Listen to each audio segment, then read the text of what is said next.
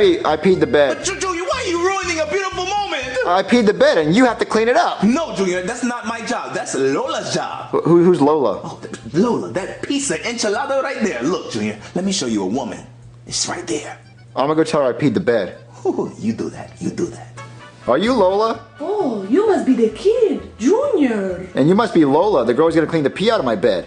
Oh, sí, voy a hacerlo ahora mismo. I can make random noises too. Blah, blah, blah, blah, blah, blah. You're so cute. Oh, you're smoking hot. Oye, me voy a limpiarlo ahora. Okay.